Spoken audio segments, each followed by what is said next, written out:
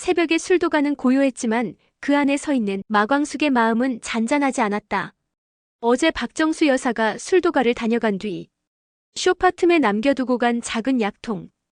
그 안에 담긴 알약은 단지 의약품이 아니라 박정수의 비밀과 고집, 그리고 두려움의 흔적이었다. 그녀는 그 병의 이름을 안다. 알츠하이머. 그 이름 석자는 그동안 자신에게 쏟아졌던 박정수 여사의 냉대와 냉소를 조금은 이해하게 해줬다. 그러나 마광숙은 그 사실을 한동석 회장에게도 흘리지 않았다. 박정수와의 약속을 지키고도 싶었고, 이 약 하나가 그분의 마음속 두려움이었다면 내가 대신 안아줄 수도 있잖아라는 마음뿐이었다. 따뜻한 무언가로 그 손을 잡아주고 싶다는 희망처럼. 그 시각 박정수는 잠들지 못한 채 침대맡에서 창밖을 내다보고 있었다.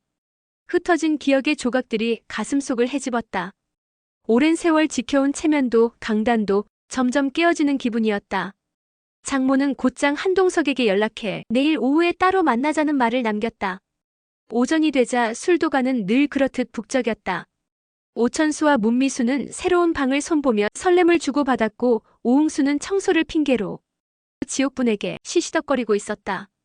웃음이 오가던 순간 마광숙이 식구들을 불러 조심스레 약통을 보여줬다. 약의 정체가 알츠하이머 초기 약이라는 말에 모두가 놀랐다. 누가 흘렸을지 묻는 말에 아무도 주인을 밝히지 못했지만 모두가 같은 사람을 떠올렸다.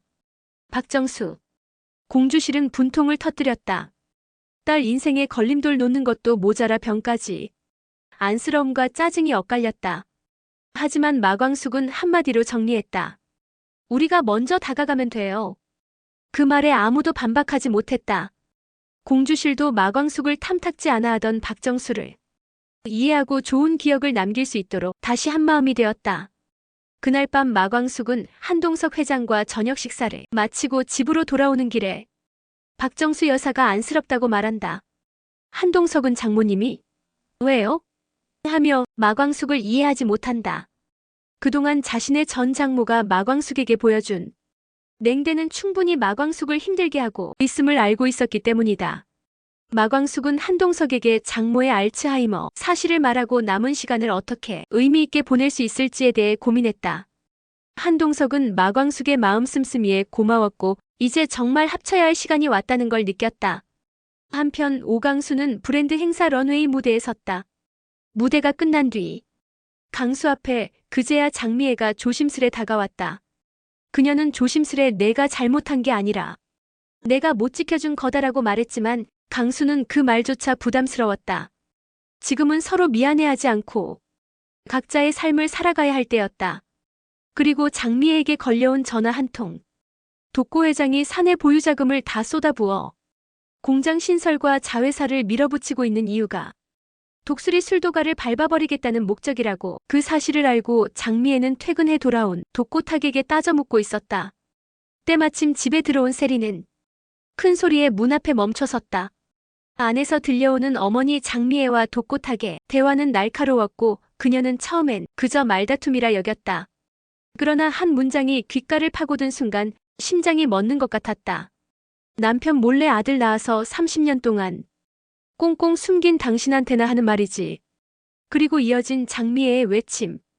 지금은 왜 독수리 술도가를 못 잡아먹어서 안달인데? 내 아들 강수 때문이야? 그 말에 독고탁이 쏘아붙였다. 둘 다야. 그 집 종자들은 다 마음에 안 들어. 신경 쓰인다고. 순간 세리는 멍하니 서 있었다. 내 아들 강수. 오강수가 엄마의 아들이라고. 믿을 수 없었다. 평생을 함께 지내온 가족의 틈바구니에서 단 한 번도 눈치채지 못했던 비밀이 너무나 쉽게 흘러나왔다. 벽에 등을 기대고 주저앉은 그녀는 아무 말도 할 수 없었다. 숨이 턱 막히는 듯한 감각. 그리고 곧이어 울컥 차오르는 배신감. 그녀는 무작정 집을 뛰쳐나왔다. 오범수에게 발길이 향했다. 갑작스레 들이닥친 세리의 얼굴엔 눈물도 분노도 당황도 한데 섞여 있었다. 교수님, 저 지금 미치겠어요. 세리는 떨리는 목소리로 말을 꺼냈고 범수는 말없이 그녀의 어깨를 감쌌다. 강수 팀장이 우리 엄마 아들이래. 그게 말이 돼요? 세리야 진정하고. 몰랐어요. 저 진짜 하나도 몰랐어요. 세리는 목을 죄듯 숨을 들이켰다. 평소라면 감정의 끝까지 올라가 독설을 퍼부었겠지만 지금은 그럴 기력조차 없었다. 범수는 말없이 그녀의 등을 토닥이며 말했다. 세리야, 그건 내 잘못이 아니야. 강수도 사실을 알고 힘들었을 거야. 그 말에 세리는 눈을 껌뻑였다. 그렇다. 만약 강수도 알고 있었다면 그가 지난 시간 내내 보여준 무심함과 거리두기는 어쩌면 일부러였는지도 모른다. 자신과 장미의 사이에서 혼란을 감추기 위해 그 어떤 감정도 드러내지 않으려 애쓴 것일지도. 잠시 후 세리는 조용히 물었다. 교수님은 다 알고 있었어요? 범수는 고개를 끄덕였다. 세리는 고개를 숙인 채 입술을 질끈 깨물었다. 어머니를 향한 배신감, 강수를 향한 혼란, 그리고 지금껏 가족이라고 믿어온 관계에 대한 근본적인 의심이 뒤엉켜 마음은 점점 엉망이 되어갔다. 그날 밤 장미애는 세리의 방 앞에 조용히 섰다. 문을 열까 말까 망설이다가 결국 돌아섰다. 한참 뒤 세리는 자리에 홀로 앉아 창밖을 바라보며 중얼거렸다. 강수 오빠가 내 오빠였으면 좋았을까? 아니면 몰랐던 게 나았을까? 그녀의 눈가엔 다시금 눈물이 맺혔지만 이번엔 울지 않았다. 대신 그녀는 조용히 휴대폰을 꺼내어 강수에게 문자를 보냈다. 혹시 시간 되면 잠깐 얼굴 볼 수 있어요? 짧은 한 줄은 그녀의 모든 감정을 담고 있었다.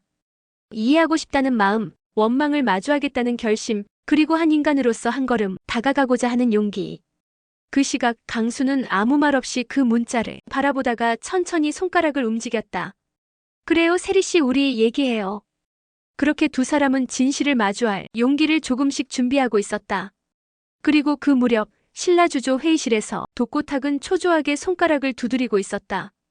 회사 주가가 폭락하면서 대주주들의 신뢰는 바닥에 떨어졌고 그가 독수리 술도가를 상대로 밀어붙인 합병은 비난의 표적이 됐다. 자존심 강한 독고탁은 결국 비장의 카드처럼 독수리와의 화해 제안서를 꺼내들었지만 이미 상황은 그가 감당할 수 없는 지경에 이르고 있었다. 오후가 되어 한동석은 장모의 요청대로 호텔 가든으로 향했다. 박정수는 겉보기엔 평온했지만 걸음걸이엔 작은 떨림이 있었다. 한동석은 그녀의 보폭에 맞춰 조심스레 걷고 조심스레 말을 이었다. 기억은 사라져도 마음은 남는다는 그의 말에 장모의 눈에 잠시 물기가 맺혔다. 그녀는 내가 가엾어 보이느냐고 물었고 한동석은 고개를 저으며 존중하고 있다고 답했다. 그 말이 장모의 방어벽을 조금 무너뜨린 순간이었다. 그때 저 멀리서 마광숙이 다가왔다. 그녀는 약통을 조심스레 내밀며 조용히 말했다. 언젠가 저도 잊을 겁니다. 사람도 약속도. 그러니 잊기 전에 함께 시간을 채워주세요. 제가 부족하지만 어머님의 딸이 되어드릴게요. 장모는 그녀를 가만히 바라보다 처음으로 그녀의 이름을 불렀다. 광숙 씨. 그녀의 입에서 처음 나온 그 이름은 오래된 선입견이 녹아내리는 듯한 부드러운 울림이었다. 그날 밤 술도가 마당엔 작은 등이 환히 켜졌고 가족들이 모두 둘러앉은 자리에서 한동석이 장모와 함께 모습을 드러냈다. 모두의 시선이 그들을 향했을 때 박정수는 조용히 입을 열었다. 허락이 아니라 부탁입니다. 내가 잊어도 이 둘을 잊지 않게 도와주세요. 주실은 놀란 듯 부탁이라니요? 라고 물었지만 박정수의 얼굴에는 더 이상 그날의 단호함도 고집도 없었다. 공주실은 박정수의 손을 잡고 눈으로 말했다. 남아있는 시간 동안 좋은 친구가 되어줄 수 있다고 말이다. 식구들 모두 마광숙과 한동석의 사랑, 그리고 얼마 남지 않은 박정수의 기억을 오직 지켜주고 싶은 진심이 있을 뿐이었다.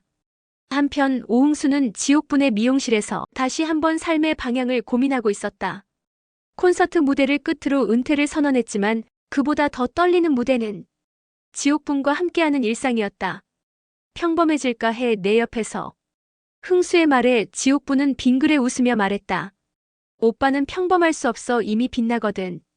그 말에 흥수는 고개를 돌렸지만 그의 귓불은 살짝 붉게 물들어 있었다. 마광숙과 한동석 회장 이제 이들의 사랑은 결혼을 향해 가족이라는 이름 안으로 천천히 발걸음을 내딛고 있었다.